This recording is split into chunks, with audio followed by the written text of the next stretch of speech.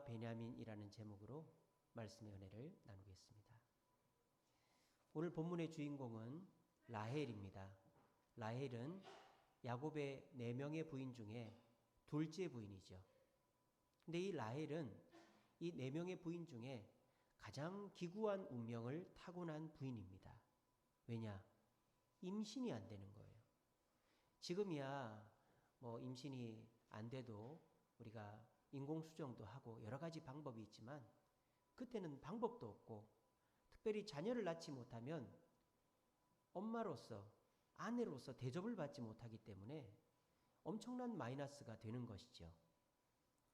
그래서 이 라헬은 사람들로부터 비난도 받고 눈치도 받고 그 기구한 운명으로 살았어요. 그런데 이 라헬이 이제 엄청난 위기를 만났어요. 왜냐? 야곱의 가족이 밧단 아람에서 고향인 베델로 이제 헤브론으로 오게 되었습니다. 그런데 그때 마침 라헬이 둘째를 임신을 한 거예요. 첫째가 요셉이고 둘째가 이제 임신이 된 거죠. 여러분, 임신한 여인이 어디 여행을 한다? 또 어려움을 겪는다? 큰일 나는 거예요. 저희 집사람도 미국에 있을 때 임신이 됐어요. 근데 저희는 몰랐어요. 임신이 됐는지. 그런데 뉴욕을 여행하는데 자꾸 레모네이드만 마시는 거예요. 그 인이라고 해서 우리로 말하면 모텔 같은데 입구에 미국은 음료수를 공짜로 주거든요. 근데 레모네이드가 있었는데 그것만 계속 마시는 거예요. 알고 보니까 임신이 된 거예요. 우리 세안이가. 예. 그래서 세안이가 미국 사람이 될 뻔했는데 7개월 때 비행기를 타고 한국으로 왔습니다. 그래서 걱정을 많이 했는데 다행히도 저희 세안이는 아무 문제 없이 태어났어요. 그런데 애석하게도 제가 아는 분들 중에 유학생활 하다가 또는 여행하다가 임신이 됐는데 아이를 낳고 보니까 장애가 있거나 문제가 있는 애들이 있어요. 왜? 임신 중에 산모가 너무 고생을 하면 애가 장애가 오는 거죠. 그러니까 이 라헬도 급하게 야반 도주하다시피 삼촌의 집에서 나왔단 말이에요. 그러니까 그 임신 중에 얼마나 힘이 들었겠어요. 더군다나 이제 요단강을 건너서 가나안 땅으로 들어가려고 하는데 누가 죽이러 온다는 소식을 들었어요? 누가? 시아주버님 에서가, 야곱의 형님 에서가 야곱을 죽이러 온다는 소식을 들었어요. 임신한 여자가 누가 자기를 죽이러 온대요. 얼마나 겁이 나고 두렵겠어요. 근데 하나님의 은혜로 에서가 야곱의 식구들을 죽이지 않았어요. 그런데 또 어떤 문제가 생기죠? 야곱의 가족들이 베델로 가지 않고 세겜으로 가가지고 디나가 강간을 당하고 그 복수로 아들들이 세겜 남자들을 죽이는 바람에 이 야곱의 가족들이 이 몰살당할 위험에 처했던 거예요. 그래서 황급하게 또 야반도주 하다시피 해서 세겜을 떠나서 베델로 간 것이죠. 그렇게 임신 중에 고향을 떠나고 에서의 위기를 넘어가고 디나가 강간을 당하고 세겜 사람들로부터 위협을 당할 어려움을 다 넘어가고 베델로 갔어요. 그리고 베델에서 하나님께 예배드리고 아버지가 있는 시아버지가 있는 이제 헤브론으로 오는 길이었습니다. 그때 산통이 온 거죠. 근데 난산인 거예요. 애는 안 나오고 몸은 너무너무 안 좋고 저희 집사람도 애가 넷입니다만 새아이를 낳을 때 제일 고생을 했어요. 왜냐? 그때 감기 몸살이 와가지고 몸에 힘이 하나도 없는 거예요. 그래가지고 저희 애들 다 자연분만 했는데 새아이만 제왕절개 할 뻔했습니다. 그런데 애도 힘들고 엄마도 힘든데 겨우겨우 애를 자연분만을 했었어요. 근데 지금이야 기술이 좋고 의술이 좋으니까 그렇다 치지만 그때 당시에 집도 아니고 길가에서 애를 낳는데 산모가 그걸 버틸 재간이 없죠. 근데 어쨌든 엄마니까 아이를 살려야 되겠다는 마음에서 힘을 다해서 애를 낳았는데 엄마는 어떻게 된 거예요? 피를 너무 많이 흘리고 몸이 지쳐서 죽어가는 겁니다. 참 우리 옛날 어르신들 말이 있지 않습니까? 애를 낳을 때 내가 저 고무신을 다시 신겠나 그런 말 하셨다 그랬잖아요. 그런 심정이죠. 그러니까 이 라헬이 애를 낳아놓고는 애가 건강한 것은 감사한데 아까 제가 말씀드린 것처럼 산모가 힘들면 장이 알을 낳을 수도 있는데 애가 손가락 10개, 발가락 10개 다 있고 눈 껌뻑껌뻑하고 응애 소리 나면 건강한 거잖아요. 그래서 우리 애가 건강하구나 감사하긴 했는데 자기 신세를 돌아보니까 너무 한탄스러운 거예요. 내가 이게 뭔가. 내가 이렇게 길가에서 죽는구나. 내가 부인들, 우리 언니 그리고 남편의 첩들 사이에서 내가 그렇게 눈치 받고 그리고 여행 다니면서 임신한 몸을 이끌고 이렇게 고생하다가 내가 죽는구나. 그래서 이 라헬이 그 한탄 어린 마음을 누구한테 푸는 거예요? 애기한테 푸는 거예요. 어떻게? 그렇죠. 애기 이름을 뭐로 지었다? 베노니로 지었다는 거예요. 베노니. 베노니가 뭐냐? 슬픔의 아들이라는 뜻입니다. 슬픔의 아들. 벳, 이거는 아들이라는 뜻이거든요. 그리고 아윈, 히브리어로 아윈은 슬픔이라는 뜻이에요. 그래서 벳 아윈. 그래서 니은을 연음시켜서 베노니 이렇게 부르는 거예요. 벤 아윈 이렇게 해가지고 베노니라고 부르는 거예요. 자, 라헬은 지금 정신이 없는 거죠. 애는 낳았는데, 애는 건강한데 나는 죽어가고 내 인생은 뭔가? 나는 이제 끝이구나. 남편도 못 보고 내 살아가는 첫째 아들 요셉도 못 보고 나는 이제 저 세상으로 가는구나. 그래서 아마 본정신이 아니었으니까 그랬겠죠. 아들의 이름을 평생 가는 이름을 자기의 억울함을 보태가지고 슬픔의 아들이다 지은 거예요. 근데 이 베노니가 슬픔의 아들 베노니 불리면 어떻게 되는 거예요? 누가 생각이 나는 거예요? 라헬이 생각이 나는 거예요. 그러면 이 애는 엄마를 죽인 자식이 되는 거예요. 그 멍에를 아이한테 맡기는 거죠. 라헬이 지금 제정신이 아니니까 한 걸로 우리가 이해를 합시다. 그런데 애는 어떻게 해요?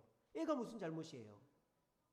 그 애가 슬픔의 아들로 엄마를 죽인 아들로 평생을 살아가야 된다는 것 자체가 너무 억울한 거 아니겠어요? 여기서 우리가 한 가지 기억해야 될 것은 부모의 불행과 어려움을 자녀에게 전가시켜서는 안 됩니다. 아이고 목사님, 저는 애들한테 빚을 물려주지 않습니다. 아이고 목사님, 저는 애들 고생 안 시켰습니다. 애들 아르바이트도 안 시키고 용돈 다 주고 학교 다 보냈습니다. 심지어는요, 집 한 칸 애 이름으로 해놨고요. 공부도 대학교까지 다 시켰습니다. 제가 뭐 애한테 불행을 전가시킨단 말입니까? 그렇죠. 여러분들만큼 아이를 훌륭하게 키우고 정성을 다해서 키우고 내가 못 먹고 못 입어도 애는 잘 입히고 잘 먹이는 그런 아주 훌륭한 부모님들이시죠. 그런데 만약에 내 입술에서 부정적인 말을 자녀 앞에서 계속 쏟아낸다면 내가 자녀를 앉혀놓고 누군가를 험담하는 말을 많이 했다면 그것은 자녀에게 불행을, 어려움을 전가하는 것과 같습니다. 저는 그렇게 생각해요. 오히려 아이들이 좀 없이 자라고 못 먹고 부족하더라도 부모로부터 괜찮아, 너는 훌륭해, 야 이 빌어먹을 놈아, 에이 나가 죽어라 이런 말 하지 않고 에이 똑똑한 놈아, 에이 복받을 놈아 이런 말 들어가면서 부모가 칭찬해주고 긍정적으로 얘기해주고 그래도 너희 아빠 훌륭한 사람이다. 그래도 저 사람 괜찮은 사람이다. 이렇게 자녀에게 긍정적인 말을 해주는 것이 자녀를 더 올바르게 키우는 길이다. 뭐 그런 생각을 해보았습니다. 그래서 여러분들도 힘드시죠? 저도 힘들고 어려우면 그거를 누구한테 푸는가? 애들한테 풀어요. 얼마 전에도 제가 좀 힘든 일이 있어가지고 집에 들어갔는데 우리 셋째 세아가 한 번도 안 그러던 애가, 우리 세아는 문제를 일으키는 애가 아니거든요. 근데 얘가 우리 집에 와보신 분들 아실 거예요. 실커튼이라고 달아놨거든요. 그거를 이게 떨어뜨려 버린 거예요. 그래 저도 모르게 야, 왜 그래? 소리를 질러 버린 거예요. 그러니까 얘가 얼어가지고 확 이러고 있더라고요. 그러다가 지방에 들어갔는데 제가 이제 그거를 다시 해보니까 부러지진 않았어요. 그래서 고정을 시켜놨는데 방에 들어가니까 어떻게 하고 있는지 아세요? 머리를 쥐뜯고 있더라고요. 우리 세아 여기 왔나? 저기 어디 있나? 아, 거기 있어? 머리를 쥐뜯고 있더라고. 그게 쥐뜯는 신용만 한 게 아니라 이만큼을 뜯었어요. 그래가지고 애가 너 왜 그래?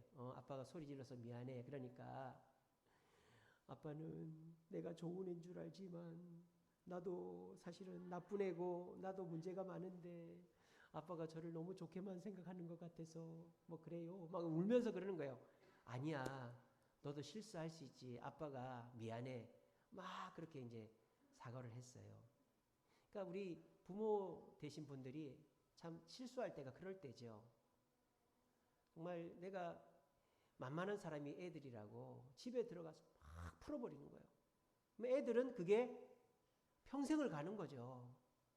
우리 다은이도 제가 어렸을 때 이제 큰 애니까 애를 키워본 적이 없으니까 때리기도 하고 야단치기도 하고 그랬는데 그거를 다 기억하고 있어요. 지나가다가 얘기를 합니다. 툭툭 던지면 제가 뜨끔뜨끔해요. 그래서 여러분들은 자녀를 잘 키우고 계신 훌륭한 부모님들입니다. 그런데 한 가지 우리가 고쳐야 될 점이 있다면 자녀들에게 누군가를 비난하는 말을 하지 맙시다.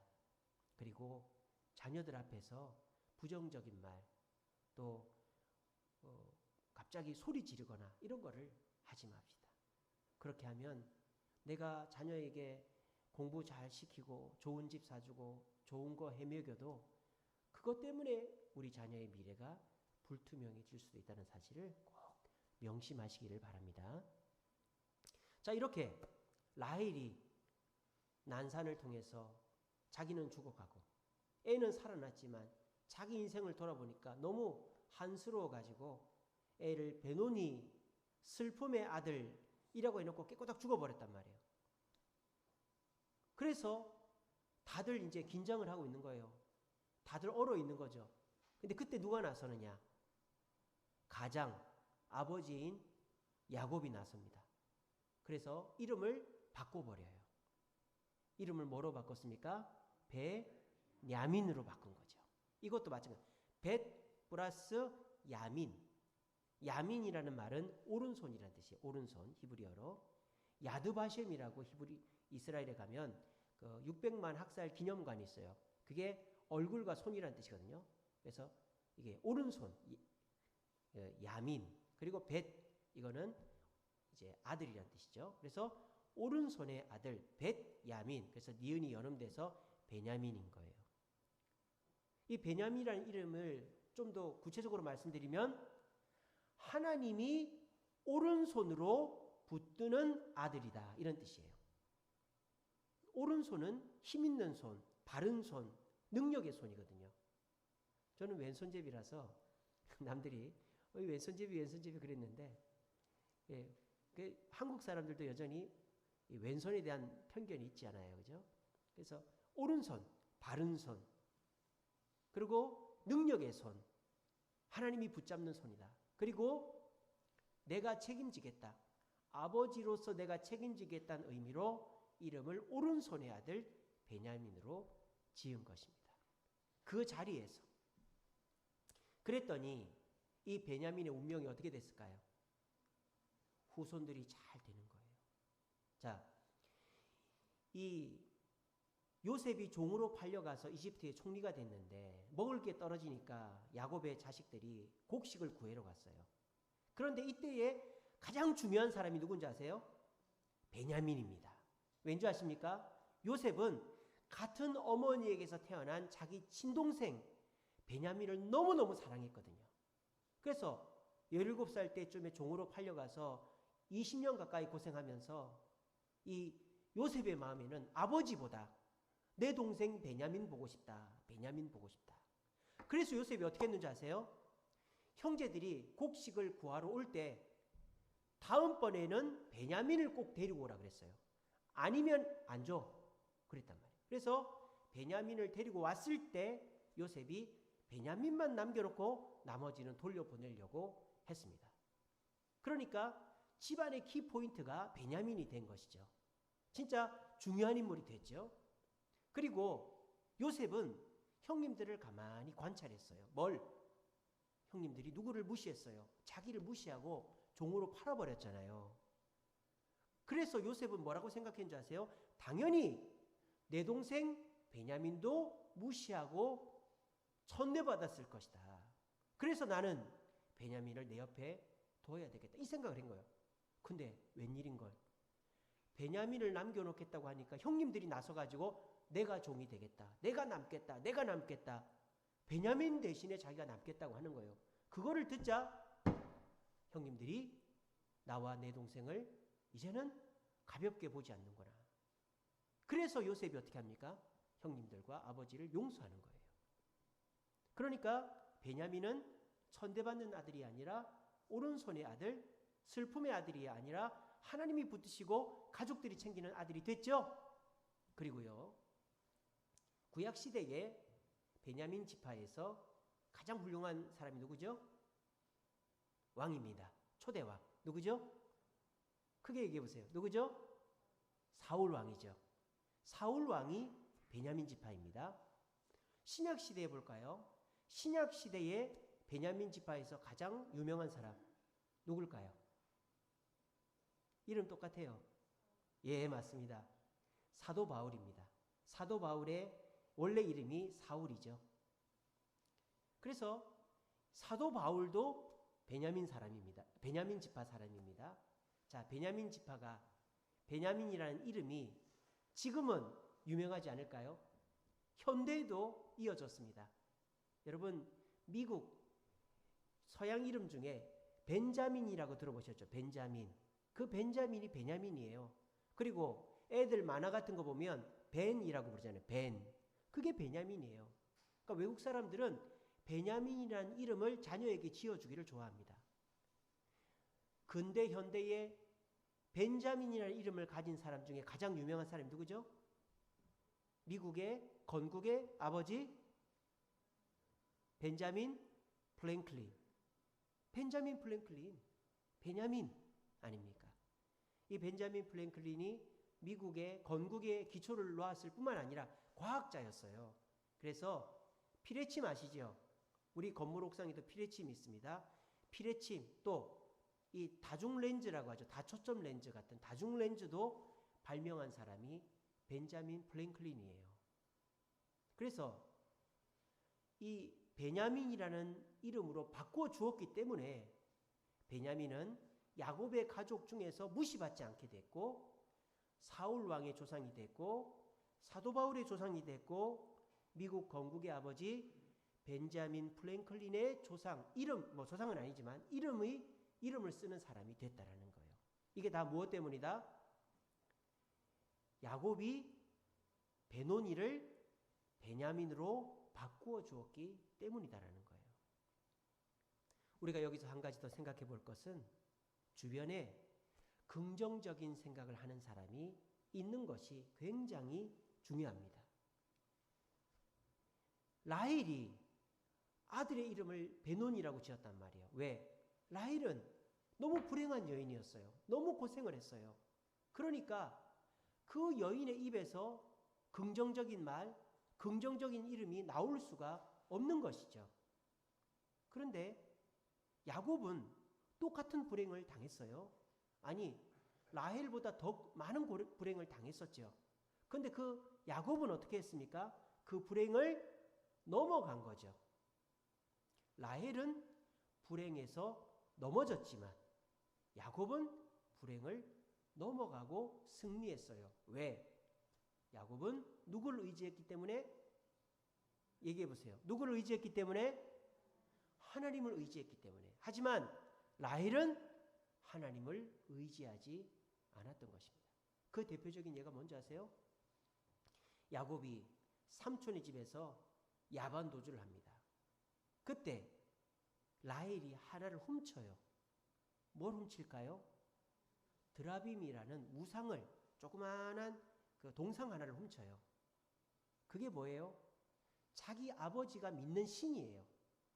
자기 아버지가 믿는 신을 훔친 거예요. 왜? 자기 남편을 위해서, 자기 남편한테 좀 도움이 될까 봐. 근데 자기 남편은 누구를 믿어요? 드라빔 그 신을 믿는 게 아니라 하나님을 믿는데, 이 라헬은 엉뚱하게도 자기 남편이 자기 아버지가 섬기는 신상을 가지고 가면 도움이 될 거다 생각하고 그걸 훔친 거예요. 그것 때문에 그 삼촌이 어떻게 합니까? 야곱의 식구들을 쫓아오죠. 그리고 핑계를 댑니다. 내 드라빔이 없어졌다. 누구냐? 찾으면 큰일 난다. 그랬더니 야곱이 뭐라 그래요? 자기는 안 훔쳤으니까 그 훔쳐간 사람 죽여버리세요. 자기 가장 사랑하는 라헬이 훔친지도 모르고. 근데 이 라헬이 그때 임신 중이고 뭐 그랬기 때문에 엉덩이 밑에다 숨기죠. 그래서 고비를 넘어갔던 거예요. 라헬은 믿음이 없었어요. 그러니까 고난을 넘어가지를 못한 것이죠. 불행에 넘어진 거예요. 제가 지난 금요기도회 때 가시밭길 인생이라는 제목으로 설교했었어요. 그때 우리 인생은 영화와 같다 이러면서 이런 얘기를 했죠. 고난과 불행을 넘어가는 인생은 액션 영화 인생이다. 그런데 똑같은 고난이 있지만 그 고난과 불행에서 넘어지는 인생은 재난 영화 인생이다. 제가 그렇게 얘기했습니다. 여러분 액션 영화 보십시오. 액션 영화 보면 막 적들이 달려오고 폭탄이 터지고 다리가 무너지고 건물이 무너집니다. 그런데 그거를 주인공이 다 헤쳐나가고 끝에 가서 이기면 그건 무슨 영화예요? 액션 영화예요. 그런데 문제가 생겼는데 해답이 없고 두려워하고 떨고 문제 때문에 한 사람, 두 사람, 세 사람, 네 사람 맨 끝에 가서 주인공까지 죽으면 그 영화는 공포 영화, 재난 영화가 되는 거예요. 우리들의 인생이 라헬과 같이 재난 영화가 되느냐? 아니면 야곱과 같이 우리가 액션 영화가 되느냐는 하나님을 의지하느냐 안 하느냐에 달려있다는 것입니다. 그리고 그렇게 하나님을 의지하고 하나님 곁에서 고난을 넘어가는 사람이 내 옆에 있으면 나도 그 영향을 받아서 긍정적인 생각을 하고 고난을 잘 넘어갈 수 있다는 것입니다.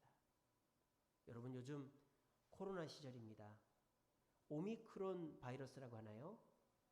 이제는 변이 바이러스가 엄청나게 무서운 변이 바이러스가 나타나서 크리스마스는 끝났다. 뭐 그런 얘기도 합니다. 월요일부터 6명 이상 식사하면 안 된다 그러더라고요. 그러니까 우리의 마음속에 또 덜컥 내려앉습니다. 저부터 그렇습니다. 야 이러다가 이 위드 코로나 취소하고 다시 4단계로 돌아가면 어떡하지? 그럼 우리 이렇게 모여서 예배 못 드리는데 또 우리 자영업 하시는 분들 어떡하지? 내가 가게 문 열었는데 또 가게 문 닫아야 되면 어떡하지? 우리에게 그런 걱정들이 많이 있어요. 그래서 뉴스를 틀어보면 사람을 만나보면 잘 될 거야. 참 이런 좋은 일이 있어서 이런 말 하는 사람이 없어요. 다들 힘들다, 어렵다, 어떡하지, 어떡하지. 그런 얘기만 하는 거예요. 여러분, 그런 사람들 틈바구니에서 지내면 나도 부정적이고 불안해지고 고난이 오면 뛰어넘지 못하고 넘어지는 거예요. 여러분, 여러분들에게 희망을 주고 여러분들의 마음에 위로를 주고 여러분들 마음에 하나님의 길을 가르쳐주는 이 교회에 오시고 긍정적인 생각을 가지고 있는 하나님의 성도들과 함께 하시기 바랍니다. 그러면 여러분들 마음속에 아 이거 어떡하지? 걱정이 있고 눈앞에 있는 문제가 있어도 그 문제를 하나님의 도움으로 거뜬히 넘어갈 수 있을 줄로 믿으시기를 바랍니다. 그런 마음이 중요합니다. 그런데 이 긍정적인 생각이라는 거 내가 긍정적으로 생각해야지, 긍정적으로 생각해야지 다짐한다고 되는 게 아니잖아요. 긍정적인 생각은 긍정적인 습관에서 나오는 겁니다. 그냥 내가 그래, 오늘 목사님이 긍정적으로 생각하라고 그랬어. 뭐 어려운 거 힘든 것만 생각하면 나도 힘들고 주변 사람도 힘들어지니까 긍정적으로 생각해서 자녀들에게 주변 사람에게 긍정적인 얘기 해야지. 누가 긍정적인 생각 안 하고 싶어요? 하고 싶잖아요. 근데 그게 습관이 안 되면 안 되는 거죠. 그래서 제가 지난주 가정예배 본문으로 희망을 나누는 사람이라는 제목으로 가정예배 본문을 실어놨어요. 그리고 바나바 얘기를 제가 해놨죠. 바나바는 긍정적인 사람이었어요. 그래서 안디옥 교회 여기저기서 몰려와가지고 고생하는 사람들을 교회에 모아가지고 안디옥 교회를 개척하고 그 사람들에게 희망을 주고 말씀을 주고 그래서 그 안디옥에 잘 정착하게 했던 사람이 바나바였어요. 그런데 안디옥 교회가 너무 부흥하니까 혼자 감당하기 힘들어서 다소라는 곳에서 지내던 사도 바울을 데리고 와서 동역했던 사람이 바나바였어요. 그러니까 바나바는 안디옥 교회 성도들에게도 긍정적인 에너지를 주고 사도 바울에게도 긍정적인 에너지를 줬던 사람이죠. 근데 이 바나바가 어떻게 그렇게 긍정적인 사람이 될 수 있었느냐? 원래부터 그렇게 태어난 사람이 아니고 연습한 거라는 거예요. 습관이 되었다라는 거예요. 첫째로는 하나님의 뜻대로 말하고 행동했습니다.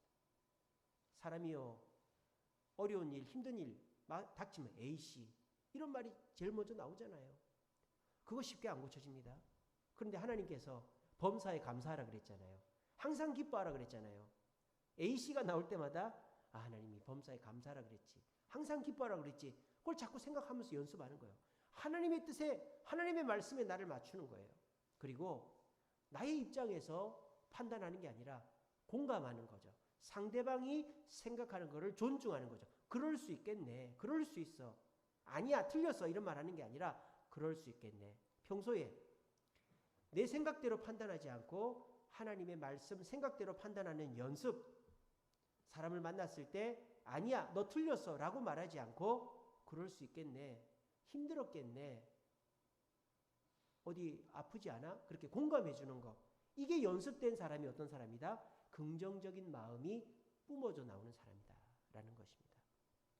그래서 여러분, 우리가 이 긍정적인 생각을 영향을 받고 연습할 수 있는 곳은 저는 이 교회라고 생각합니다. 이 교회 오면 부정적인 얘기를 하지 않아요. 잘 될 겁니다.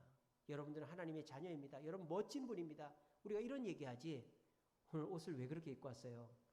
얼굴에 주름이 하나 더 늘었네요. 이런 얘기 하지 않잖아요. 서로에게 긍정적인 얘기, 좋은 얘기하고 희망을 주는 것은 교회고 성도들인 것입니다. 우리 모두 일주일에 한 번 우리가 예배 나오는 거 여러분들 힘들다면 힘들 수도 있겠죠. 여러분들의 일과가 있고 약속이 있을 수도 있으니까요. 하지만 내가 그런 거 있지 않습니까? 한겨울 너무 추운데 눈밭에 있다가 따뜻한 집에 딱 들어왔을 때 그 따뜻함 잊을 수 없잖아요. 그런 것처럼 코로나로 인해서 너무너무 힘들고 너무너무 춥고 답답한 이 시기에 긍정적인 생각을 가르쳐주고 우리에게 하나님의 말씀을 전해주는 이 교회에 오셔서 하나님의 말씀을 듣고 하나님의 은혜 가운데서 새 희망을 발견할 수 있는 저와 여러분 되시기를 간절히 바랍니다. 말씀을 맺겠습니다. 이사야 43장 4절 말씀에 이런 말씀이 있어요. 너희가 내 눈에 보배롭고 존귀하고 내가 너희를 사랑하노라. 이런 말씀이 있습니다. 너희가 내 눈에 보배롭고 존귀하게 보인다라는 거예요. 그리고 내가 너희를 사랑한다는 거예요. 누가? 우리 하나님이. 우리는 우리를 생각할 때 내가 뭐 그렇게 보배롭고 뭐 그렇게 존귀한가 라는 생각이 들지만 하나님은 그렇게 보지 않는다라는 거예요. 하나님은 여러분들이 대통령보다 대기업 회장보다 연예인보다 더 보배롭고 존귀하게 보인다라는 것입니다. 여러분, 그 하나님의 마음을 믿으시기를 바랍니다. 그러면 우리의 마음이 든든한 거죠. 저도 뭐 그렇게 잘나고 멋지진 않지만 저희 집사람이 저를 사랑해 주니까 멋지다고 하니까 뭐 뭐 아쉬울 게 없어요. 다른 사람이 잘 칭찬 안 해줘도 저는 괜찮아요. 왜? 저희 집사람이 당신 최고 해주니까. 그런 칭찬 하나만 있으면 마음이 편안하고 기쁜 거예요. 여러분, 사람들한테 비난 듣고 너 왜 그거밖에 안 되냐? 너 그 정도밖에 못하냐? 이런 얘기 많이 들으셨죠? 하나님은 절대 그렇지 않습니다. 하나님은 여러분들을 가장 사랑하시고 최고라고 생각하시고 여러분들에게 큰 축복 주시기를 원하는 분입니다. 우리가 그 생각하고 그분을 마음에 품으면 우리는 어떤 고난도 이겨나갈 수 있는 거예요. 환경 탓하지 맙시다. 코로나 탓하지 맙시다. 자녀 탓, 아내 탓, 남편 탓하지 맙시다. 여러분, 닭 있잖아요. 닭이 날아다닙니까? 못 날아다닙니까? 물론 저기 토종닭 이런 건 가끔 날아다니지만 비행을 하는 건 아니잖아요. 그냥 조금 날기만 하지. 근데요, 닭이 왜 못 날 것 같아요? 날개가 작아서? 그렇지 않습니다. 청둥오리라고 있어요. 청둥오리. 청둥오리 날개나 닭 날개나 크기가 똑같답니다. 근데 닭은 날질 못해요. 그런데요, 날개가 훨씬 작은데도 잘 나는 게 있어요. 범블비라는 벌이 있어요. 범블비. 우리말로 하면 두엉벌, 뒤엉벌이라는 벌이 있어요. 1cm 조그마한 벌입니다. 여러분 나중에 인터넷에 검색해 보세요. 그 두엉벌은요, 날개가 몸집에 뭐 3분의 1도 안 돼요. 그냥 거의 걸쳐 놓은 것 같아요. 근데 그 날개 가지고 얼마나 잘 날아다니는지 몰라요. 벌 중에서도 날개가 제일 작은 벌이 범블비입니다. 닭은 핑계 되겠죠. 나는 독수리만한 날개가 없어서 못 날아. 환경 탓을 하는 거예요. 근데 범블비는 어떻게 하는 거예요?